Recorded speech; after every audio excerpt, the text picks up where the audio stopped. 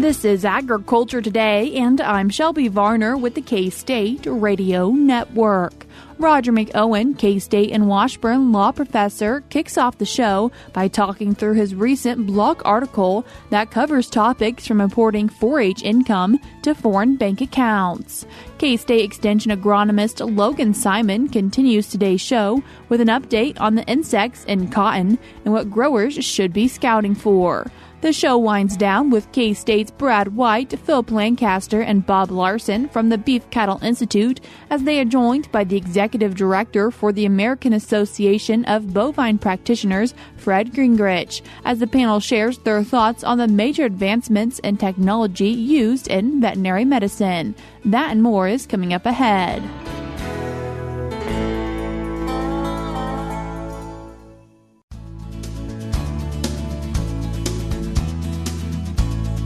You're tuned in to Agriculture Today, and we start our Wednesday show with K-State and Washburn law professor Roger McEowen as we talk about one of his recent blog articles. Roger, thanks for joining us today.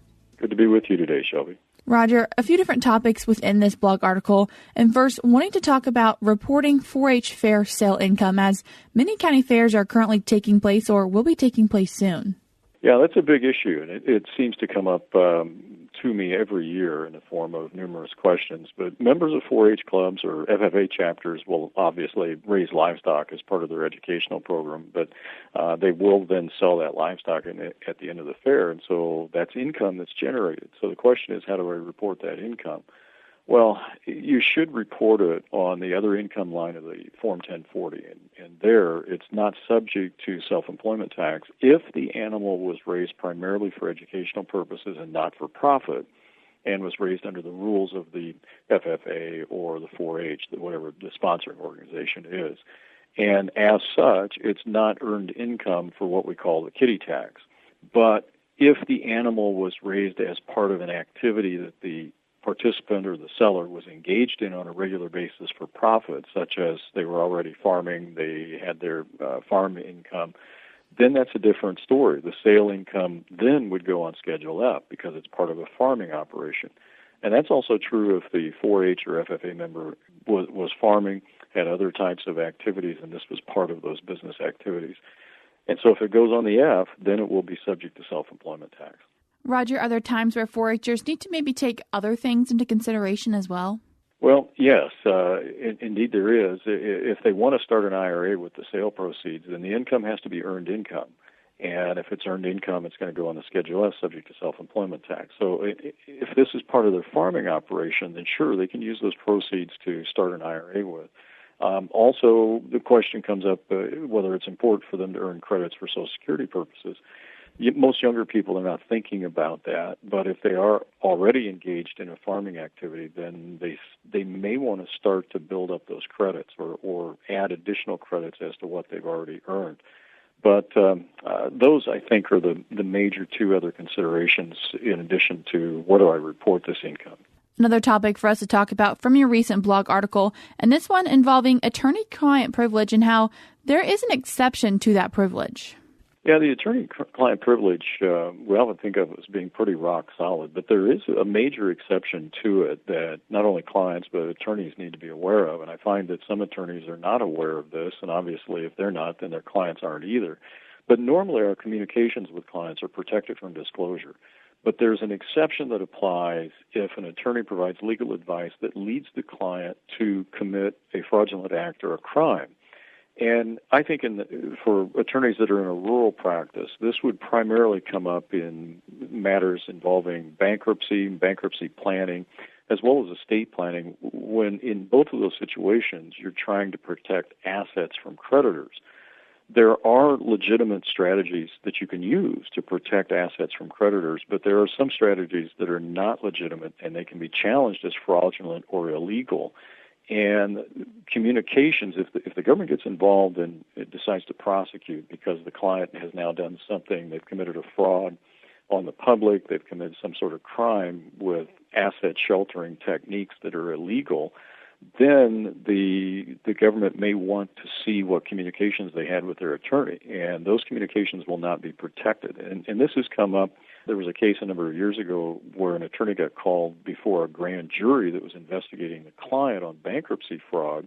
And the attorney said, well, all of my communications with the client are protected. And once this got to the court, the appellate court in the federal system, the court said, no, there is U.S. Supreme Court precedent here.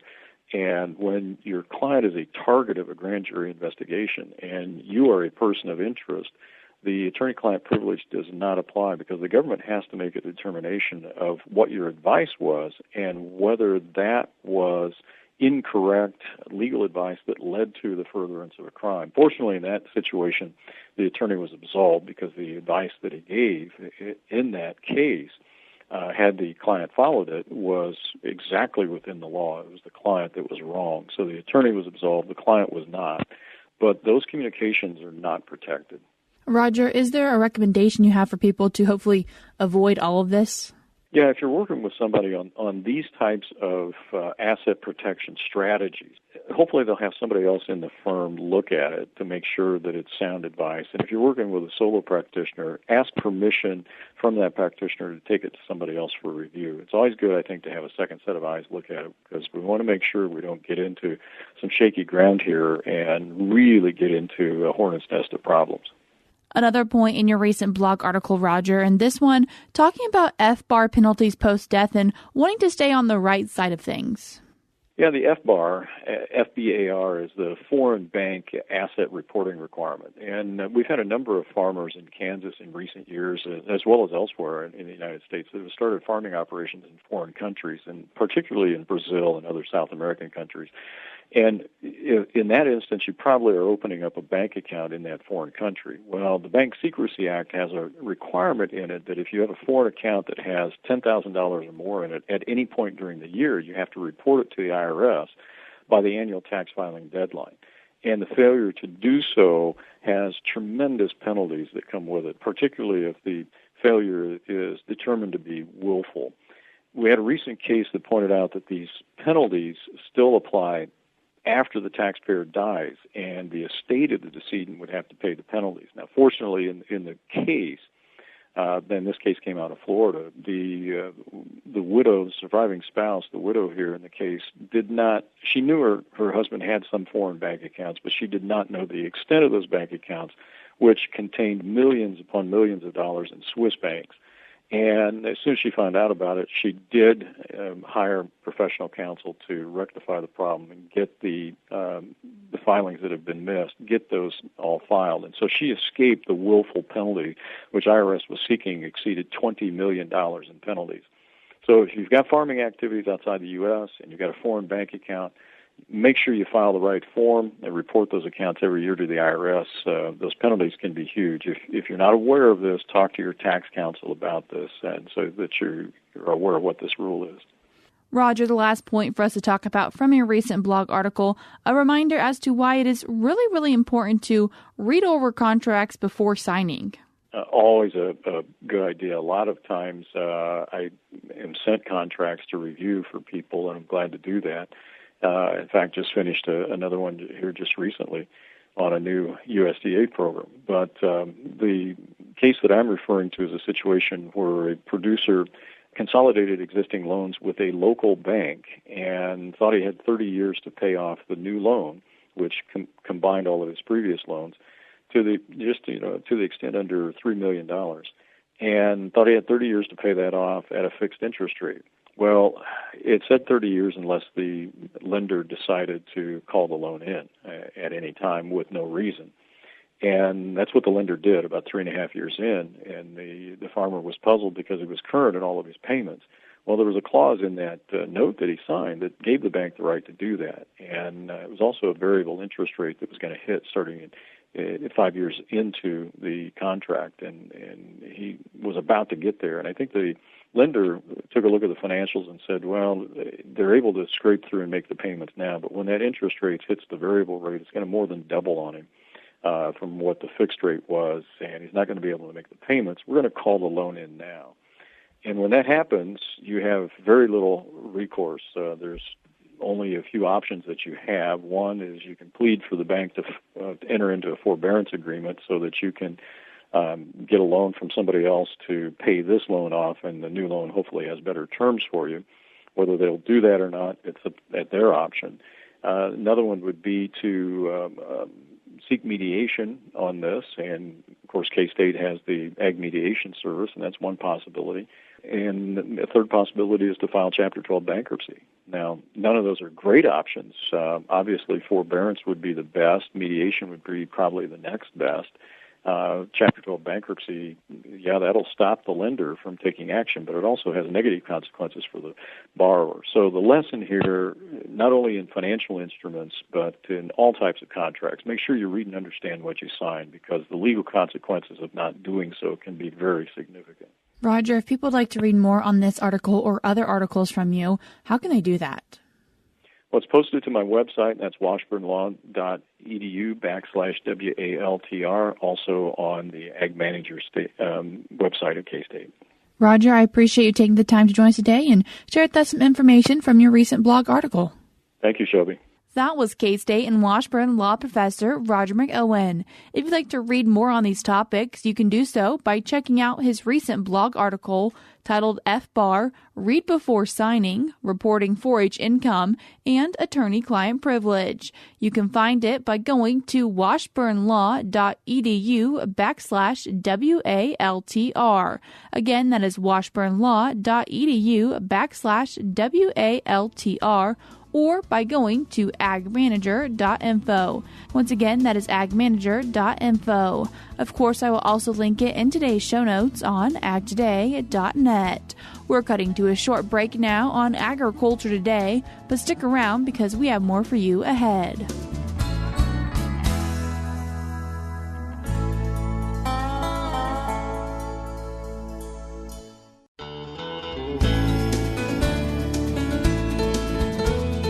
You're tuned in to Agriculture Today, and we continue our Wednesday show talking about insect management in cotton with K-State Extension agronomist Logan Simon. Logan, thanks for joining us today.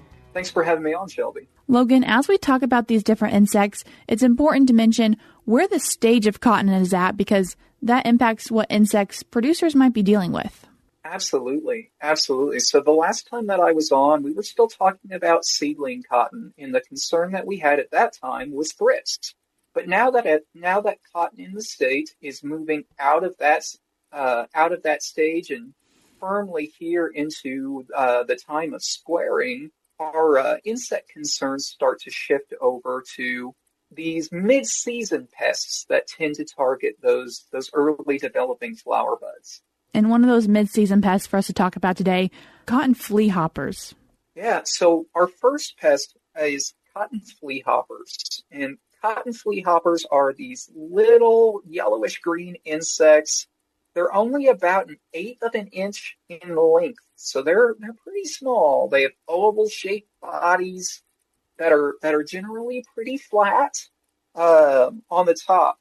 Adult flea hoppers, something that you can also use to tell them apart, is that they have these few dark spots near the rear on that upper surface of their back.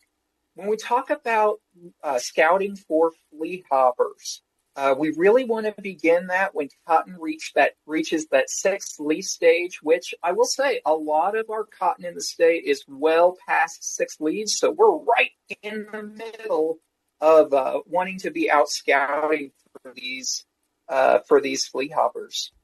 One sign that we probably have some sort of flea hopper pressure is if some of the small squares, those little immature flower buds, are starting to turn brown and falling to the ground. They'll just fall straight off of the plant.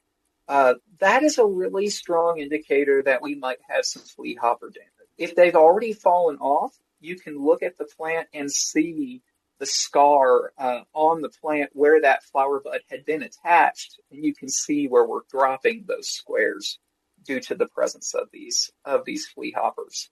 If we start to see those, we really want to be ramping up our scouting, especially if we're starting to see maybe 10 to 20% of the small squares being lost before blooming even starts. We really want to be out there monitoring these. When people are scouting, are they needing to just scout The edge of fields are really looking throughout the whole field. In terms of that, scouting should take place throughout the field. Scouting should take place throughout the field for cotton flea hoppers.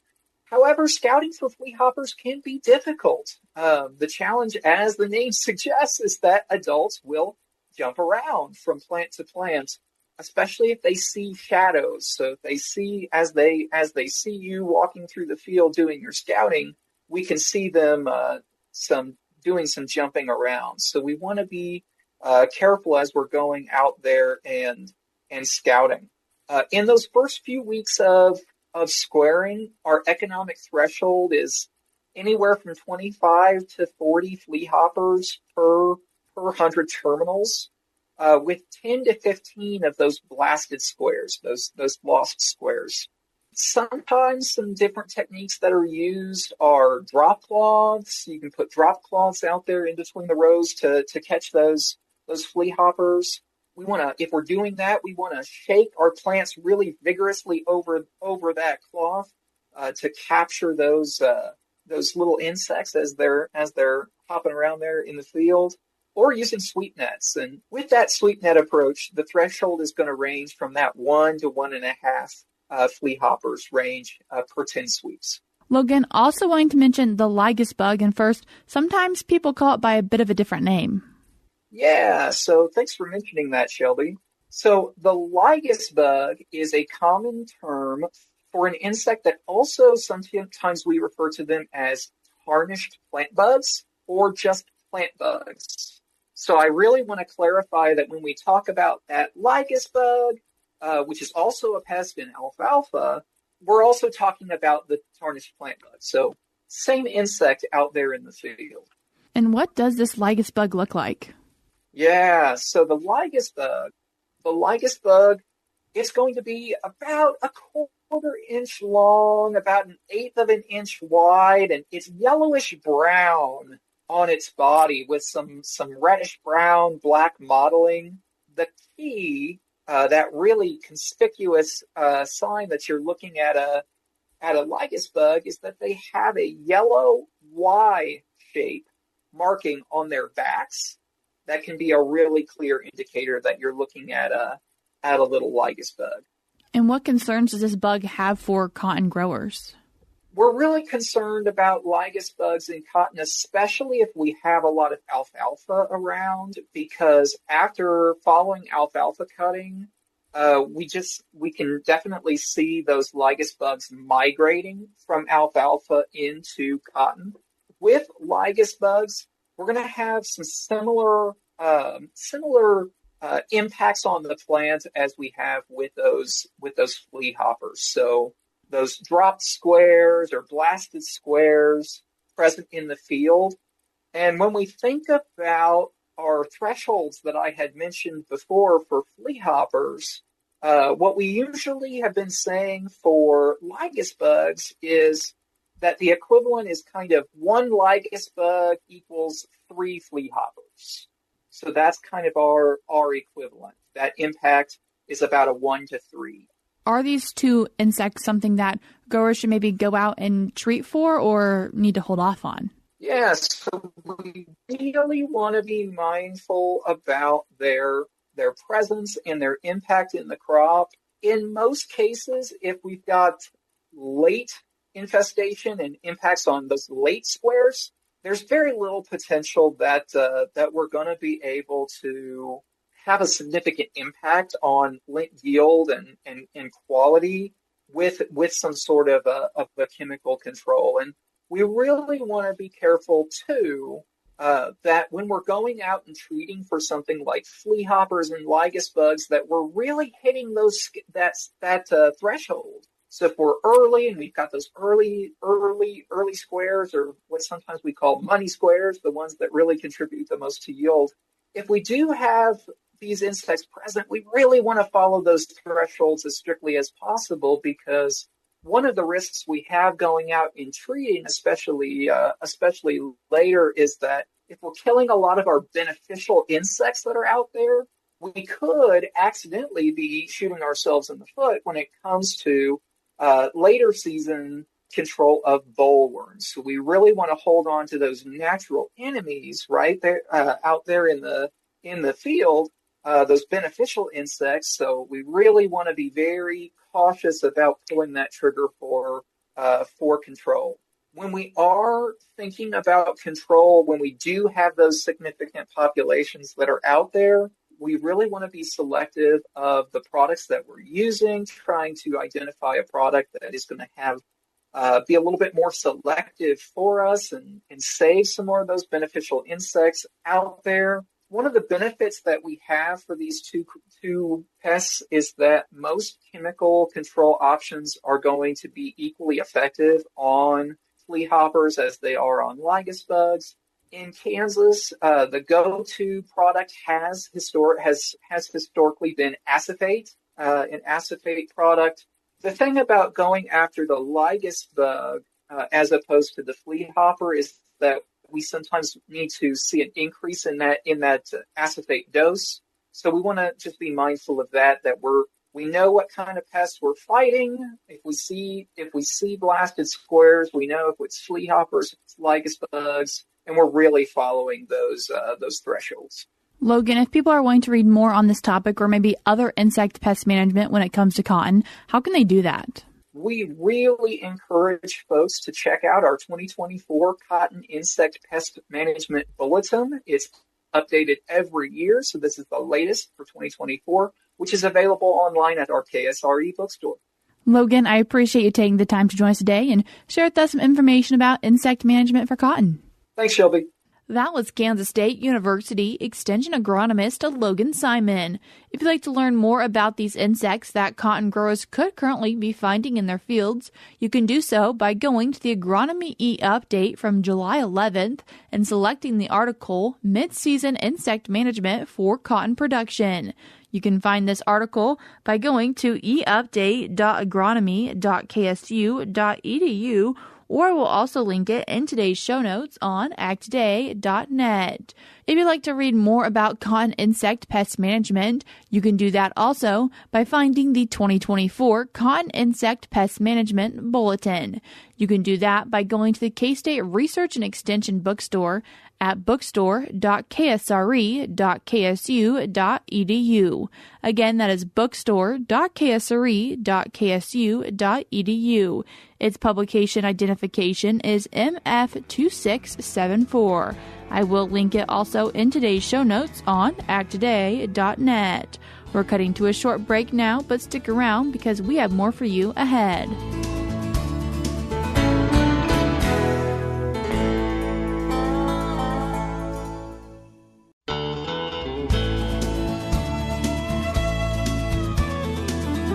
Tuned into Agriculture Today. I'm Jacob Cloughton for Shelby Varner, and we end today's show with Brad White, Phillip Lancaster, and Bob Larson from the Beef Cattle Institute, joined by the Executive Director of the American Association of Bovine Practitioners, Fred Gingrich. Fred and Bob, I'm going to start with you guys as veterinarians, and then what do you guys see as what's next in veterinary medicine? So what are the next things that are coming that you think either are used a small amount now and will be used much more, or maybe something that's not even used yet?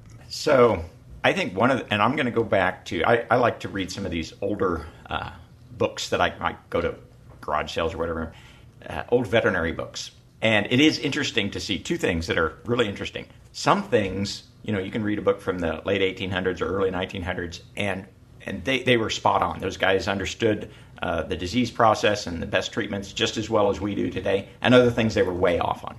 So, looking into the future, it's like, well, I'll bet that trend continues. I'll bet there's some things that we're just nailing and some things that we don't quite figure out. So what I see us moving towards in the future is, disease control it's either easy or it isn't. And so I'll go back to things they got right in the 1880s. They were pretty straightforward, and we figured them out and we understood them. Things that were complicated then are still complicated now. Things with a lot of different modes of transmission. How does the bacteria virus move from one animal to the next? Things that have a lot of other factors, the nutritional aspect or something. So anything that makes a disease process complicated, we may still be struggling with this 20 years, 40 years from now. And so working with clients, it's helping them understand that, there's some things in animal health that we understand, we know what to do, we can make a big impact, and there's other things that we still don't. And so when I look into the future, I see those two aspects. You're going to lean on your veterinarian for clear answers on some things and just guidance on back to the basics of animal husbandry, nutrition, those kinds of things, because we don't have the details figured out yet. Fred, what do you see coming? What's next?